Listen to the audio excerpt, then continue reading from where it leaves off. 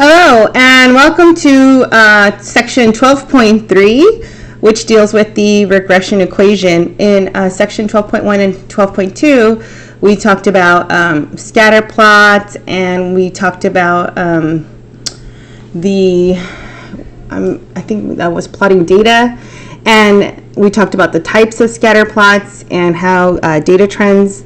So, so basically this section, we're dealing with how data very rarely fits a straight line. Okay, so sometimes we just have to be satisfied with predicting, just the data with kind of rough predictions.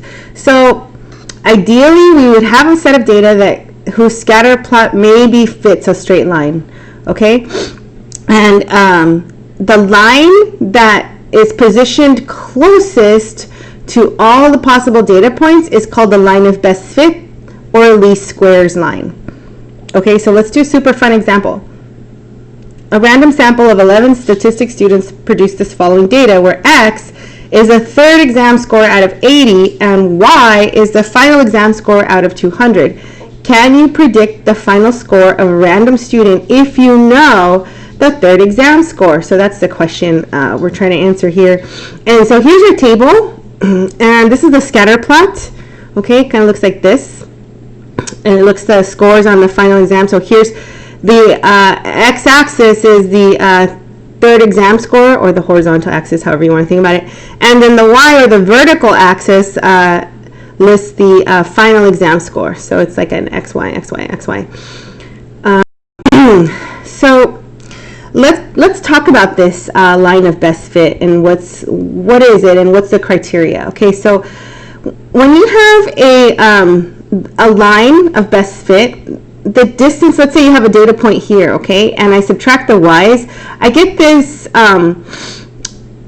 this quantity that the book calls epsilons, but basically all it is, it's just the distance that this point is away from the line, okay?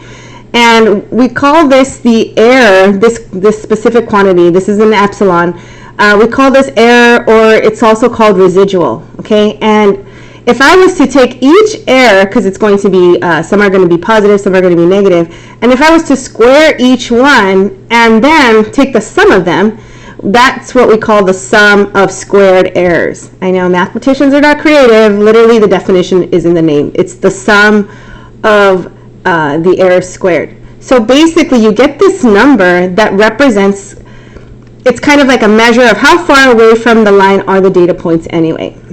Now, ideally, we want to have the minimum possible value of this SSE, okay, the sum of squared. We want to minimize it, okay? So if it's at perfect minimum, the value, it can't get any smaller, then that is the points that are on the line of best fit, okay? So it's a whole process. So the process of finding this line is called linear regression, okay? So the idea behind finding this best fit line is based on this assumption that the data are kind of scattered about the line. Okay, now the criteria for the best fit line is that the sum of the squared errors is minimized, meaning that it's made as small as possible. So any other line than this line would have a higher SSE. So this best fit line, that's why, because it's the best fit, it's the closest to all the points, it's called the least squares regression line. And now this makes sense because it's the least of squares. So how do we do this? We need to do we need to plot the diagram first, and then see if it appears to be linear. We can use a line of best fit to predict y given x within this domain of x values, or like very close to. So what does that mean? So once we have a line of best fit, so even though we don't know what the final exam score is for somebody that has, like, say, 73, we can predict it now. Okay, we could use this line to give a good estimate of what the final exam score will be for someone who earned a grade of 73, which is kind of cool because now you're like kind of predicting situations, and you're kind of taking much more educated guesses. And this can be, you can imagine how this can apply to so many cool different things, okay? So the only condition is that it has to be at least kind of within this region, within this X interval. So like 73 is okay to use, you could use 73 to predict what the final is. But let's say if someone got like a 50, it's way out over here. That's when it starts losing its power. That's too far away from the interval. So in this specific case, this is the equation, and we're going to go through how to find this equation. So when you have this y equals negative, I think it's a plus bx, right? This one is the intercept, right? The y-intercept, and this is the slope. The coefficient of x is the slope.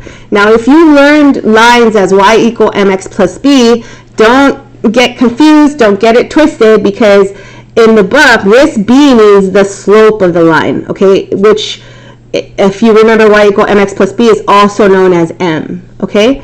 So the best way to think about it is, okay, whatever's right next to the x, whatever's in front of the x, touching the x, that's the slope.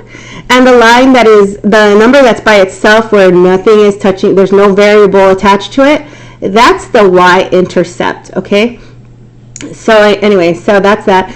And how can we interpret the slope? So the slope of the best fit line basically tells us how much the y changes for each unit increase on x, which makes sense because that's what slope is. It's a rate of change, yeah?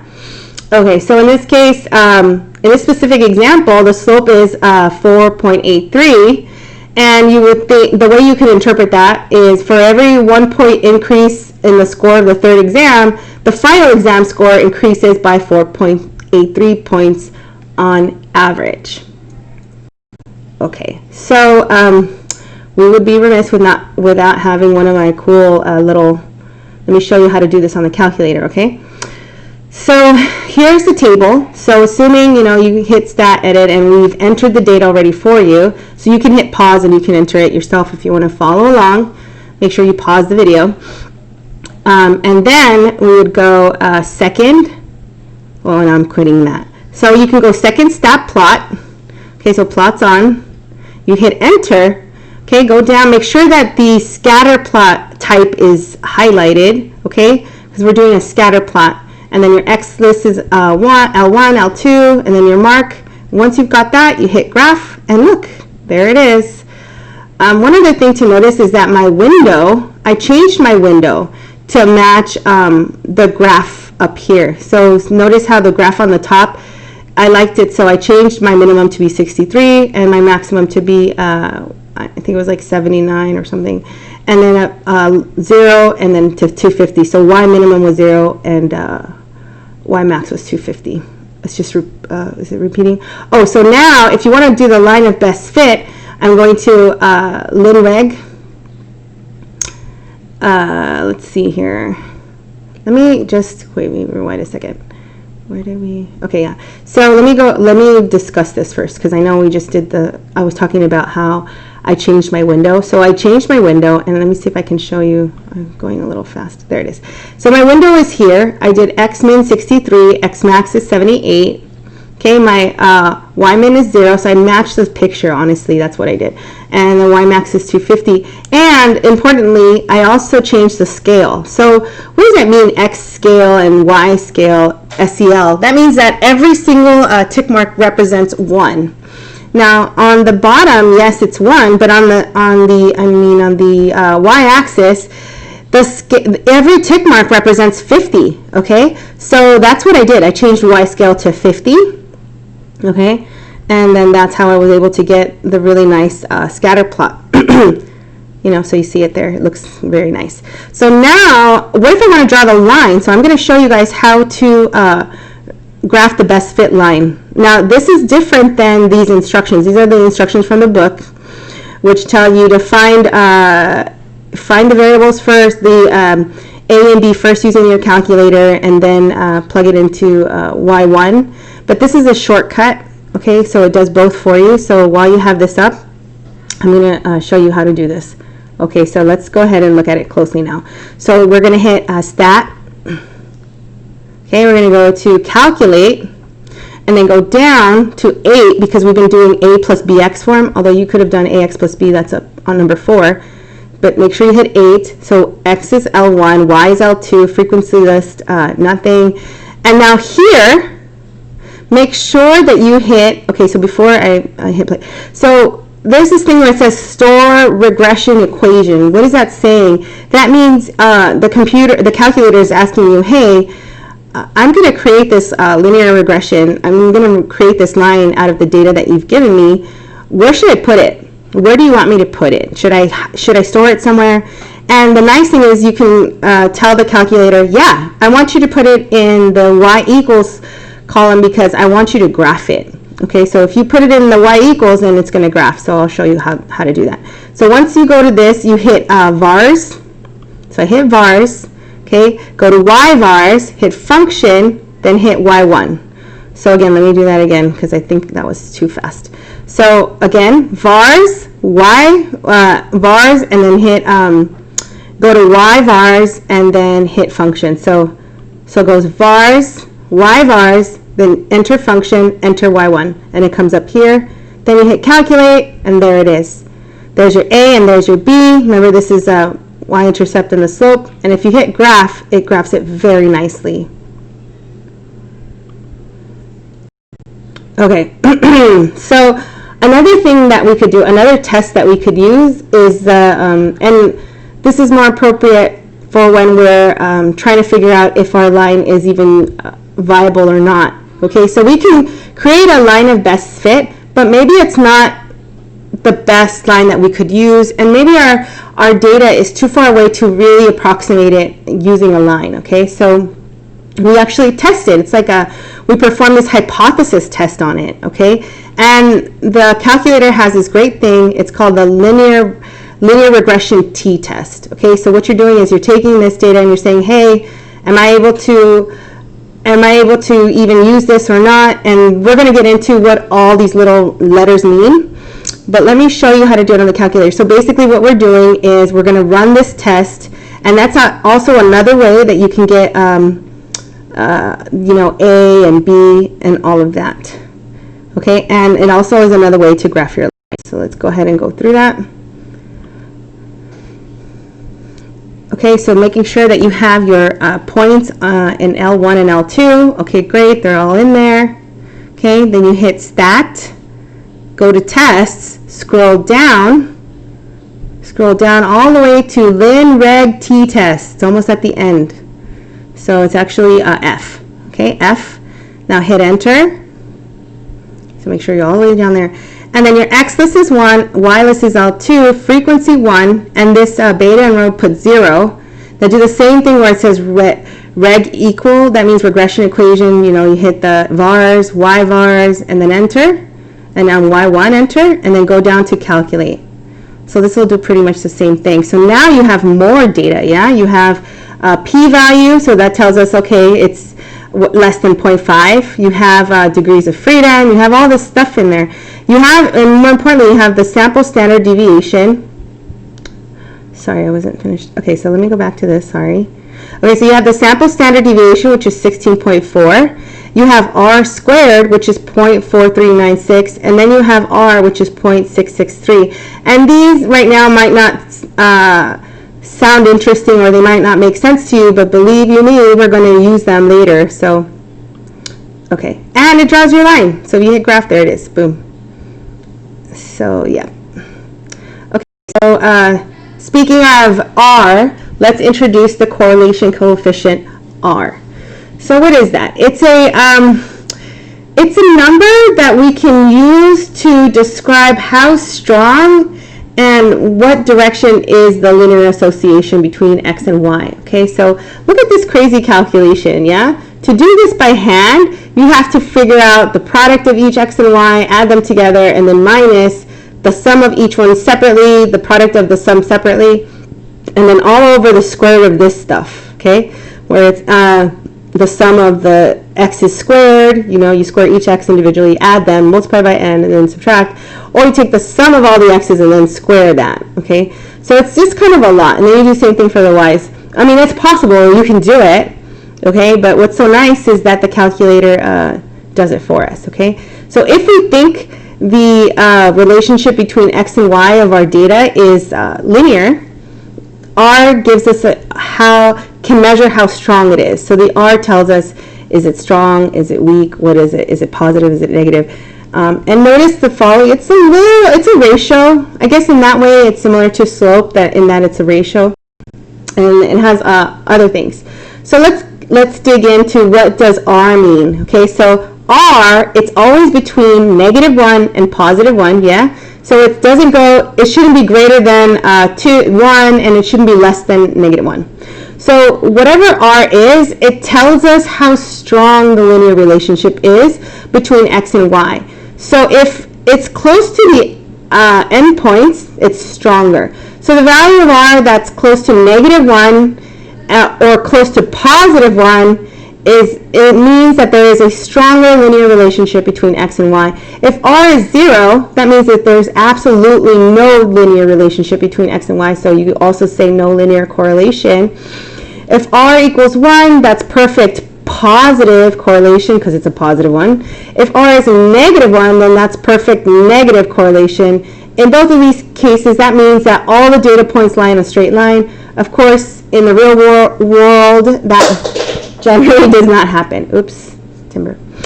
Okay, so what does the sign of R tell us? And here's where it's kind of similar to a slope, because the sign of R will be the same sign that your slope is. Okay, so if a positive value of R means that when X increases, Y increases, and when X decreases, Y decreases, so that means positive correlation. We say if R is positive, there's a positive correlation. And negative value of R means that when X increases, Y decreases, and when X decreases, Y increases, so that's negative. So basically, it's the same situation as the slope, yeah?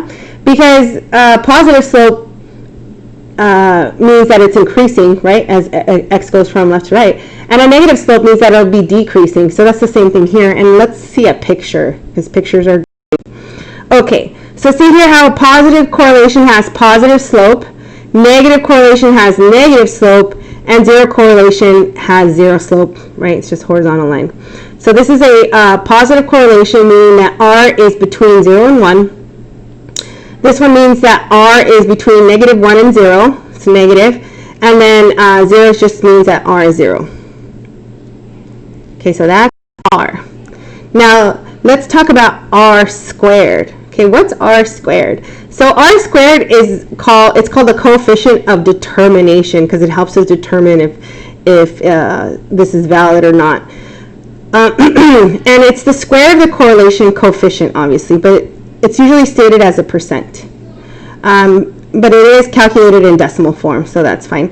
And it has an interpretation. So R, when it's expressed as a percent, it represents the percent of variation in Y that can be explained by variation in X using that line. So 1 minus R, when expressed as a percentage, because it's a complement, it represents the percent of variation in Y that's not explained by variation in X. Okay, so that you can see that that's kind of like how far away are the data points above the regression line, how scattered are they.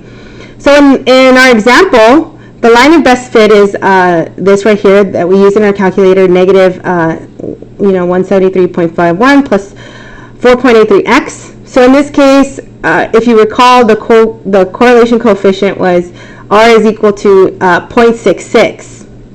And the coefficient of determination R squared will be this squared, which is 0.4397. Okay, so how do we interpret R squared? We say, okay, well, approximately 44%, since it's close to 44, in the final exam grades can be explained by the variation in the grades on the third exam using that best fit regression line. So what that means is that approximately 56% of the variation in the final grades cannot be explained by the variation in the grades on the third exam using the line. Okay, so that's kind of like the points about the line. Okay, so that's 12.3, and we're going to go. So here we go. So we would have, so for degrees of freedom 4, your critical values are plus or minus 8.811, wrong slide, 0.811, so here negative and positive, yeah? But R is 0.776, so that's inside the danger zone. So you can kind of tell yourself, danger, danger, don't use it. You shouldn't use this line. It's not a good way to predict values, so it's not significant. Okay, so R is not significant in this case. So some assumptions in using this, right, and testing the significance of R. Okay, so we're assuming that there is a linear relationship in the population. We're assuming that the expected value of y for each value lies on a straight line in the population. We don't know the equation of the line for the population, okay? So the regression is an estimate, okay? And we're also assuming that the y values for any x are normally distributed about the line. So that means that there are more y values closer to the line than there are far away, okay? The standard deviation of the y values are equal for each value of x. In other words, each of these distribution of y values has the same shape and spread about the line. And also we say that we also assume that the residual errors are mutually independent, meaning there's no pattern, okay? And we also assume that the data is produced from a well-designed random sample or randomized experiment. Okay, so that's it for 12.3 and 12.4. So for homework, let's practice 21 through 29 odd. Okay, good luck, and I will see you on the next video.